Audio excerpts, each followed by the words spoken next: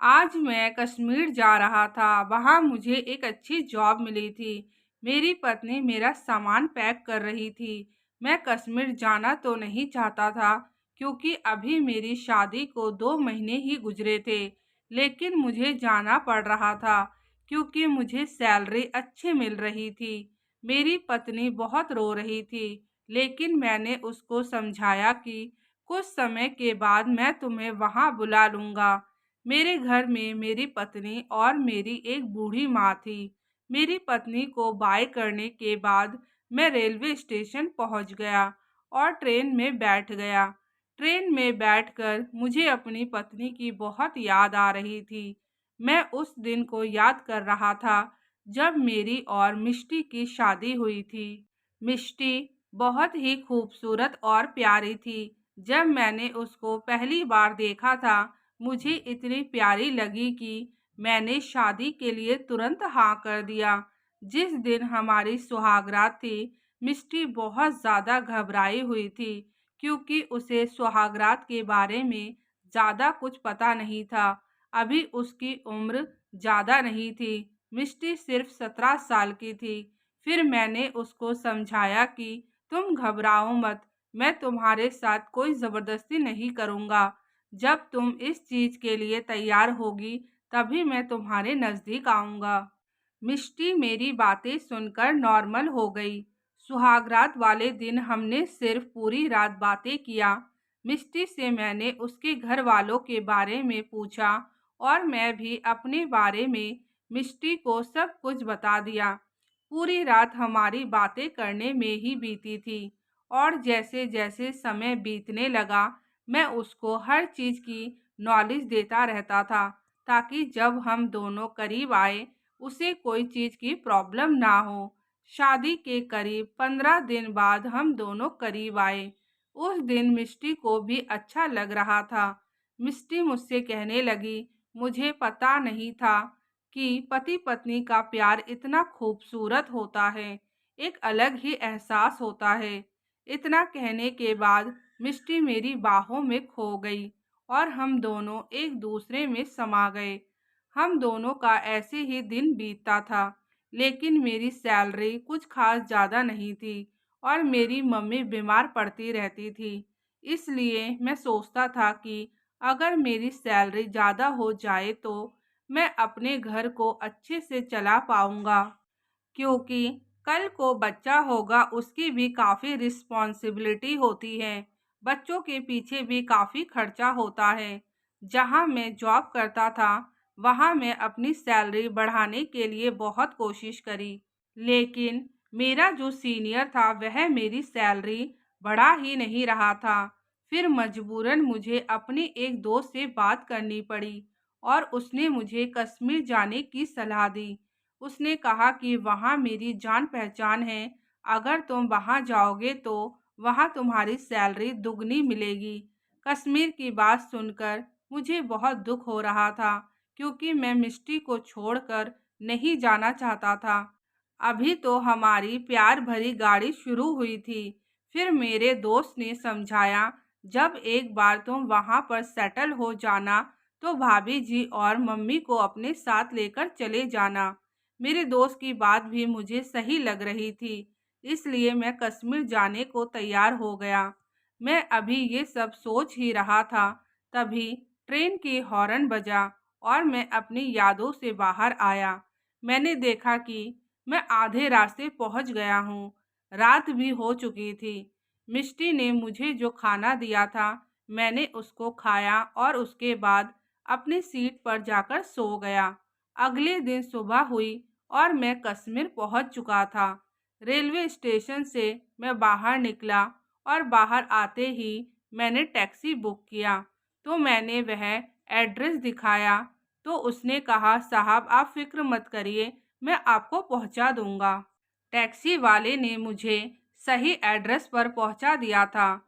वहां जाकर मैंने बात किया तो मेरे सीनियर ने कहा कि हाँ, आपकी जॉब पक्की हो चुकी है और आपको रहने के लिए एक घर भी दिया जा रहा है, जिससे आपको रहने में कोई तकलीफ नहीं होगी और छोटे मोटे काम के लिए आपको एक नौकरानी भी दी जा रही है ताकि आपके खाने पीने और घर के कामों के लिए कोई प्रॉब्लम ना हो। मेरे सीनियर ने मुझसे कहा, आप कल से ऑफिस ज्वाइन करिएगा, आज आप जाकर आराम कर लीजिए। मैं भी यही सोच रहा था। सही कह रहे हैं। पूरा एक दिन सफ़र करने के बाद मैं बहुत ज़्यादा थक गया था, इसलिए मैंने अपने कमरे में जाकर आराम करने का सोचा। मुझे जो घर दिया गया था, वह घर ऑफिस से ज़्यादा दूर नहीं था। ऑफिस से घर 10 मिनट की दूरी पर था, इसलिए मैं पैदल ही निकल गया। मैंने देखा कि घर तो बहुत खूबसूरत था। वहाँ पर सारे घर लकड़ी के बने हुए थे, जो देखने में बहुत ही खूबसूरत लग रहे थे। जैसे ही मैं अंदर गया, मैंने देखा सामने एक लड़की खड़ी है, जो देखने में बहुत ही खूबसूरत थी। जैसे ही मैं अंदर गया, लड़की ने मुझसे कहा, साहब, मैंने आपका कमरा सब कुछ साफ कर दिया है। आपकी बिस्तर वगैरह भी मैंने साफ कर दिया है। अब आप मुझे ये बता दीजिए कि आपको क्या खाना है, तो मैं आपको बना देती हूँ। मैंने उस लड़की से कहा, तुम्हें जो सही लगता है बना दो, मैं तब तक नहा धोकर आता हूँ। उस लड़की ने मुझसे कहा, ठीक है साहब, और उसके बाद मैं नहाने के लिए चला गया। जब तक मैं नहाकर बाहर निकला, उसने मेरे लिए नाश्ता तैयार कर रखा था। मैंने नाश्ता किया और उसके बाद मैं अपने कमरे में आराम करने के लिए चला गया। मैं 2-3 घंटे बाद अपने कमरे से बाहर निकला तो मैंने देखा वह लड़की नहीं थी और मुझे चाय पीने की तलब लग रही थी। तो मैंने अपने आप ही चाय बनाया और पीने लगा। इतने में वह लड़की आ गई और मुझसे कहने लगी, साहब, मैं चाय बनाने आने ही वाली थी, लेकिन मुझे घर के काम में थोड़ा टाइम लग गया। मैंने उससे पूछा कि तुम्हारा नाम क्या है और तुम्हारा घर यहाँ से कितनी दूरी पर है? तो कहने लगी, साहब, मेरा नाम तमन्ना है और मेरा घर यहाँ से आधे घंटे की दूरी पर है। तो मैंने उससे पूछा कि तुम कैसे जाती हो? तो उसने कहा कि मैं पैदल ही जाती हूँ, मुझे पैदल चलने की आदत है। मैंने तमन्ना को कहा, तुम मुझे आसपास कहीं घुमाने लेकर चलोगी? क्योंकि मैं तो यहाँ पर कुछ जानता नहीं हूँ।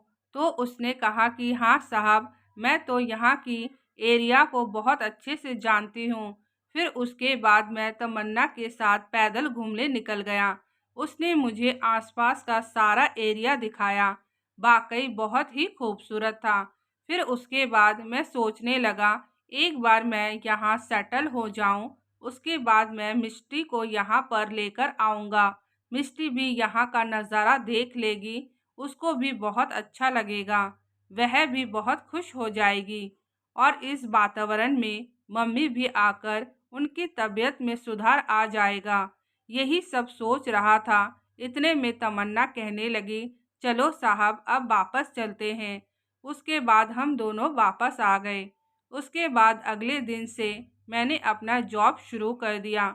वहाँ पर मुझे जॉब करते हुए बहुत मज़ा आ रहा था, क्योंकि जो मेरे सीनियर थे वह भी बहुत अच्छे थे और जब ज़्यादा पैसे मिलते हैं तो मन भी खुश हो जाता है। धीरे धीरे मुझे जॉब करते हुए 2 महीने बीत गए। मिष्टी से मेरी बातें होती रहती थी। एक दिन मेरे ऑफिस में 2 दिन की छुट्टी थी, तो मैं घर में पड़े पड़े बहुत बोर हो रहा था। मैंने तमन्ना से कहा कि कहीं घूमने चलते हैं। अभी तमन्ना की शादी नहीं हुई थी। उसके 2 छोटे भाई बहन थे, उनके लिए ही यह काम करती थी और तमन्ना की उम्र भी कोई ज़्यादा नहीं थी। तमन्ना के साथ मैं घूमने के लिए निकल गया। तमन्ना आज मुझे एक झील के पास लेकर आई थी, जो बिल्कुल बर्फ बन चुकी थी। झील के किनारे किनारे चल रहे थे और हम दोनों बातें भी कर रहे थे। इतने में तमन्ना का पैर फिसल गया और तमन्ना जाकर झील में गिर गई। तमन्ना को बचाने के लिए मैं भी झील में कूद पड़ा और तमन्ना को किसी तरीके से बचाकर लेकर आया। लेकिन झील का पानी बहुत ज़्यादा ठंडा था। मैं जल्दी से तमन्ना को अपने घर पर लेकर गया। तमन्ना बुरी तरह ठंड से काँप रही थी और रात बहुत ज़्यादा हो चुकी थी। मुझे कुछ समझ नहीं आ रहा था कि मैं तमन्ना के लिए क्या करूं। फिर मैं जल्दी से तमन्ना के शरीर के ऊपर कंबल डाल दिया और उसके सारे गीले कपड़े खोल दिए। लेकिन उसके बाद भी तमन्ना बुरी तरह से काँप रही थी। उसके बाद मैंने अपने शरीर के सारे कपड़े खोले और तमन्ना के साथ जाकर लेट गया। मुझे उसकी जान बचाने के लिए ऐसा करना ही पड़ा। जैसे ही मैं उसके साथ लेटा, तमन्ना कुछ नॉर्मल होने लगी थी। उसके बाद तमन्ना ने मुझे जोरों से पकड़ लिया। थोड़ी देर बाद मैं अपना सुध-बुध खो बैठा और मैं भी उसको जकड़ कर पकड़ लिया और मैं उसके साथ वह सब कुछ कर बैठा जो मुझे करना नहीं चाहिए था। पूरी रात हम दोनों एक दूसरे के बाहों में थे और एक दूसरे को प्यार कर रहे थे। जैसे ही सुबह हुई, मेरी आँख खुल गई और मैंने देखा मेरे बगल में तमन्ना लेटी हुई है। मैंने तमन्ना को जल्दी से उठाया और मैंने उसको कहा, अपने कपड़े पहन लो और मुझे माफ़ कर देना। मुझसे बहुत बड़ी भूल हो गई है। लेकिन तमन्ना मुझसे कहने लगी, साहब आप मुझसे माफ़ी मत मांगे। आपने जो कुछ भी किया है मेरी जान बचाने के लिए किया है। मैंने तमन्ना को कहा, तुम किसी को भी ये सब मत बताना, नहीं तो मेरी इज्जत खाक में मिल जाएगी, क्योंकि मैं एक शादीशुदा आदमी हूँ। अगर यह बात बाहर आ गई तो मेरी जॉब भी हाथ से निकल जाएगी और मैं ऐसा बिल्कुल भी नहीं चाहता हूँ। तमन्ना ने मुझसे प्रॉमिस किया कि मैं कभी किसी को भी ये सब नहीं बताऊंगी, क्योंकि इसमें मेरी भी बेइज्जती होगी। और उसके बाद तमन्ना अपने घर चली गई।